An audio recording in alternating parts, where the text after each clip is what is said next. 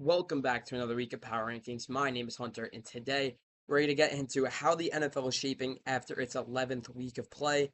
We learned a lot because there was a lot of big games this week, so let's get into it. But before we do, like and subscribe. Let's try to get this channel to 400 subscribers before the playoff push, as I'm going to start pushing out more content. My college semester is almost over, so that allows me to just be able to film more. Number 32, I got the Tennessee Titans, who lost this week yet again. Really not the strongest performance against the Texans. They lose Calvin Ridley and Chimere Dike to injury in this one, so the receiver core is going to be hurting for a couple weeks here. The defense played well, but the offense has just been the weakness of this team for the entirety of the season, and it's just not a good start for Tennessee, and they continue to be the worst team in the NFL. Number 31, I have the Cleveland Browns. Defensively, Myles Garrett is such a monster. Multiple sacks in this one, and they get a pick six. They get big plays, and what happens? Dylan Gabriel does barely anything, and then Shador Sanders comes in and does nothing, and the Browns lose this game, effectively putting the season to bed. And this game just confirmed that the Browns need to get a quarterback. That's their main priority of the 25-26 offseason. And this team could definitely be competitive if they get a quarterback because the pieces are starting to fall. Just quarterback play is the big issue. Number 30, I have the New York Jets, who played on Thursday night. And once again, Justin Fields was not good. He barely had 100 yards. Defensively, they held MVP leader Drake May to not doing much, but Drake May ended up going off when it mattered at the end of the game. And this Jets team is obviously tanking. That's why they made all those moves at the deadline. But they go back to Tyrod Taylor this week, and we'll see how that results in their game against the Ravens on Sunday. Number 29, I have the Vegas Raiders, who played on Monday Night Football, and they lost. They don't give the ball to Ashton Jeanty. He barely got the ball in this game. I know it wasn't the best stat line. He had 7 yards on six. He had the same amount of catches as carries in this game. They just got to get their sixth overall pick involved more. Geno's just got to lead this offense a lot better because his defense was making the plays early in the game, and then the offense just couldn't cover for the defense when they stopped making the plays. And that's been the story of the Raiders season to this point. Number 28, I have the Giants. Jameis Winston comes in and leads a pretty good game plan from Mike Kafka in his first game. He had the offense primarily rushing. Tyrone Tracy and Devin Singletary were excellent, but they just can't get it done at the end of the game. Just key mistakes at the end, and the Giants fall to 2-9. And this season is effectively lost. They got to get Jackson Dart back in there and get him some reps for next season when they're expected to be more competitive. Number 27, I have the New Orleans Saints, who lost, or no, they were on bye. They were on bye this past week. I moved them up a spot because I moved the Giants down. Number 26, I have the Bengals, who just another bad loss. Joe Flacco was not great in this game, but another game where the defense just could not get a stop when it matters. And Cincinnati's entering a period where it's going to be 3 straight years of missing the playoffs, and a rebuild needs to happen. You have too much money given to two receivers and a quarterback. It might be a serious offseason in Cincinnati if they want this team to go anywhere in the Joe Burrow era. They need to build a defense, and they have not had that since their AFC Championship visit in 22 and their Super Bowl visit in 2021, and things need to change in Cincinnati. Number 25, I have the Washington Commanders. No Jaden Daniels this week. No Terry McLaurin. No Luke McCaffrey. They were missing a lot of weapons, and they kept it close, but Marcus Mariota throws a pick on the first play of overtime and effectively just gives this game to Miami. And this game effectively ends Washington's season. They have no hope of making the playoffs at this point. And just, it's sad to see. I had this team in the Super Bowl this year because Jaden Daniels looks so promising in year one, and injuries, man. He's faced 3 of them this year, and this one seems to be the most serious, but we'll see if he can get back in at the tail end of the season and at least build some momentum into 2026. Number 24, I have the Atlanta Falcons, who are 3-7. Michael Penix seems to be done for the year. An overtime loss, really just not great for Atlanta. Bijan was excellent, but injuries, man. I just talked about it with Washington.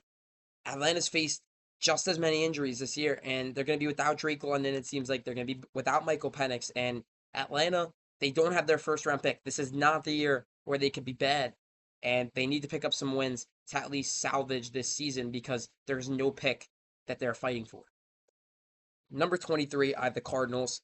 They just got handled early by the Niners, but Jacoby Brissett was excellent, minus 2 picks. He threw for the most completions in a game in NFL history. Michael Wilson was great when Marvin Harrison was out, going for over 180 yards and 15 receptions. Just excellent from Michael Wilson. And just defensively, this defense that was their main strong point at the beginning of the season has begun to fade in recent weeks.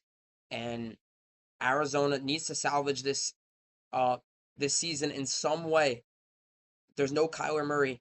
Just look for some growth out of those young players. Number 22, I have Minnesota. They're fighting for their season this week against Green Bay because they dropped a nail biter to the Bears. That's a game that you cannot be dropping if you want to make the playoffs. Just offensively, just inconsistent is the story of JJ McCarthy. He's been great in his wins, not great in his losses. And really, Minnesota has to be good this week against Green Bay. If they want to win and get back into the playoff picture, this is the game they have to win. And we'll see. It's their biggest test of the year in terms of the importance of the game. We'll see where it goes. Number 21, I have the Miami Dolphins, who move up a spot. They pick up the win. And all of a sudden, after their bye, they have an easier schedule. They really only play Tampa Bay, New England, and Pittsburgh. The rest of their games are all teams that are out of it. And Miami could potentially go on a run late in this season. Mike McDaniel is fighting for his job here. And if they can pick up a few wins, he will definitely remain the head coach of this team. And Miami, it seemed like they needed to rebuild at the beginning of the season, but they've strung together a good stretch here. And Miami is looking like a team that could potentially surprise some people down the stretch. Number 20, I have Dallas. Just their defense looked night and day after the moves they made at the deadline. Quinnen Williams, just a perfect fit for Dallas alongside the defensive line. And defensively, just play after play. And offensively, George Pickens is maybe their wide receiver one right now. He's just that good and separating and making catches. And this team reminded me a lot of Cincinnati. They have the really good offense and the bad defense, but Monday it looked like complementary football, which is something we hadn't seen from Dallas all year, and we finally see it. And this could be a team that could shock some people down the stretch. That's why I moved them up a couple spots. Number 19, I have Houston. Houston is in a weird position because they've just won two straight with Davis Mills, and who knows where they could go. They play Buffalo on Thursday. They need to string together some wins here. If Indy keeps winning, the division is not really a goal, but a wild card spot is definitely possible with how open that those bottom two spots seem to be in the AFC. Houston just needs to primarily play their game, which is great defense, and just gutting it out with barely winning, with just getting the offense at the right times. If their offense was more consistent, this team would be a lot better. But 5-5 is definitely good after their 0-3 start. Number 18, Carolina. Wow. Bryce Young, best game of his career. Ted McMillan, best game of his career. And they looked incredible. And Carolina comes from behind. They pick up the victory. What a run on that catch and run by Tommy Tremble to clinch the game. And Carolina just looked amazing when it mattered. And Carolina is going into the biggest game of their season next Monday night against the Niners. If they win, this team is for real. And people are going to start making some noise about Carolina, not just with a wild card spot, but to potentially win the NFC South if Tampa continues to lose. Number 17, I have the Kansas City Chiefs. And for the first time in a couple of years, this team is in trouble. They might not make the playoffs. Their identity last year was all one score games, they win every time. They came out winning in every close game, and the Chiefs were just clutch last year. This year, they are the opposite. They're 0-5 in one score games. They can't pick up the yards when they need them. and Kansas City in a tight race for those final AFC wildcard spots because the division now seems like a long shot now that they're 4 games behind. Kansas City needs to start winning these close games if they want a chance to make the playoffs. And although Mahomes has had a great year, he's going to need to step it up in clutch time. And Kansas City just needs to pick up the victories that they have to pick up. They have Indianapolis next week. That is a must-win game at this point. You cannot go under 500 at this point in the season if you are Kansas City. Number 16, I have the San Francisco 49ers, and once again, just a really good win. McCaffrey, Purdy looked great in his first game back, and offensively, just an onslaught on that Cardinals defense. And the Niners going into their game next week against the Panthers. I just talked about it with the Panthers. It's the biggest game of the Niners season as well. They need to gut out 3 more wins realistically to make the playoffs. And with a stretch where they're going to play the Rams again, they're going to play the Seahawks again, we got to see what the Niners can potentially do. Number 15, I have the Steelers, who I kept them at 15 because although they picked up a very convincing win over the Bengals, Aaron Rodgers is fighting some injuries, and they didn't really look great when Mason Rudolph came in. It seems like he might play on Sunday, that he doesn't need surgery, but Pittsburgh is in a position where Baltimore is coming fast in terms of their division lead, and the lead that was once multiple games is now just one. And Pittsburgh needs to pick up the key wins if they want to make the playoffs, and if Aaron Rodgers is not there, I'm not confident that they will do just that. Number 14, I have the LA Chargers, who I dropped them 5 spots because they were terrible. They lose 35-6. Justin Herbert just had no time to throw and had his worst game of the season. And with their offensive line injuries, I'm not confident that this Chargers team can do really anything. They're obviously missing Joe Alt and Rashawn Slater, and it showed in that game against the Jaguars. Really a game where it just ruined all their momentum that they had brewing in their past few games, and going to the bye, they need to address a couple things. Number 13, I have Baltimore, who's 5-5. Their 4th straight win. What a way to save their season. They were 1-5, and they go to 5-5. They're 1 game out of a playoff spot, 1 game off the division lead, and Baltimore just tough first half, but in the second half they got it done. What a play call by Todd Monken to call that fake tush push with Mark Andrews and for him to run. That ended up being the winning play, and Baltimore looking like a strong team after their 10th game. Number 12, Jacksonville. Jacksonville really was a team I was low on, and then they went to prove me wrong against the Chargers. Just easily their best win of the year. They just looked amazing. And Jacksonville, their offense is kind of weird. It's a lot of moving parts. Jacoby Myers seems to be a good fit there. But defensively, they looked great in against that Chargers offense that was looking pretty solid. But Jacksonville gonna need to win the big games if they want to make the playoffs. They currently sit in the playoff spot as of right now. They're gonna play Indy twice. They need to win. Those 2 games are important for the division, but those 2 games are also important for their potential playoff hopes. Number 11, I have the Tampa Bay Buccaneers, who they lost this one. Really, they're missing their offensive weapons, but their defense just could not stop Josh Allen. They had 2 picks on Josh Allen, but letting them score 44 points, you're not going to win that game 99% of the time. And Tampa Bay, a team that was number 1 in my power rankings a couple weeks ago, has fallen to number 11 and out of the top 10. And Carolina is on their heels. The division is not as easy as it has been in the past, and Tampa Bay needs to start winning if they want to protect that division lead. Number 10, I have the Detroit Lions, who really, we learned a lot about their offensive struggles in that game. Just, they can't convert 4th downs right now. They can't convert on the clutch time plays. Defensively, they looked a lot better than they have been with all the guys that they've missed, but offensively, they're missing Ben Johnson, and it's shown through 10 games. They do not sit in a playoff spot, and it's time to start hitting the panic button if you are a Lions fan. Number 9, I have the Green Bay Packers, who wasn't the prettiest win, but they picked it up.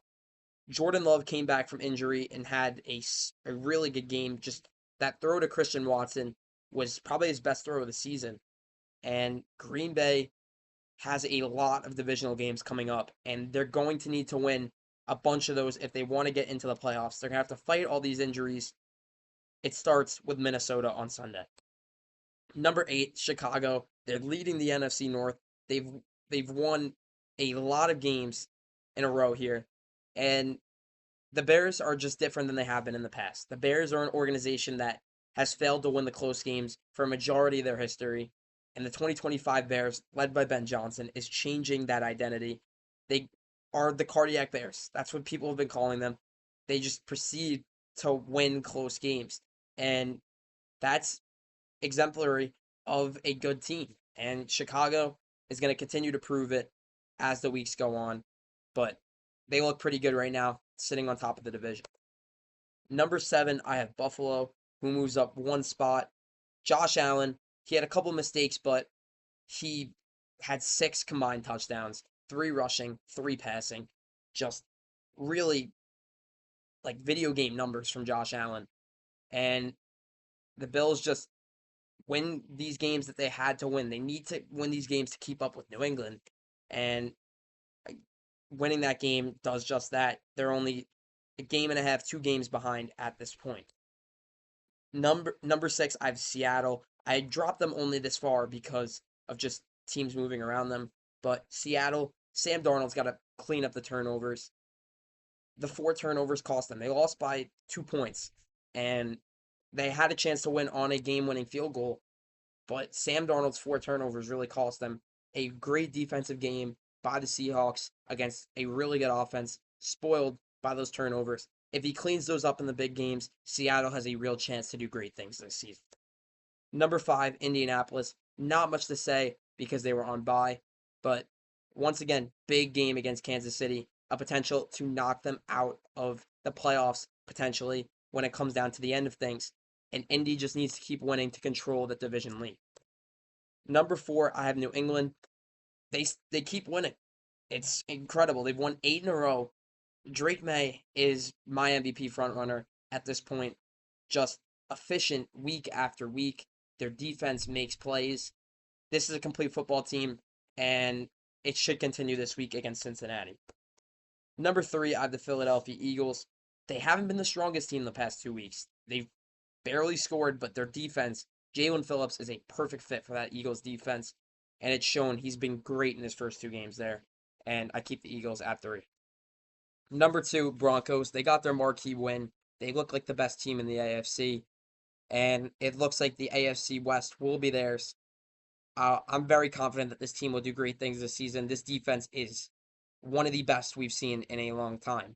And the Broncos, their offense made big plays. If they do that in big games like they did on Sunday, this Broncos team is going to do very, very good things for the remainder of the season.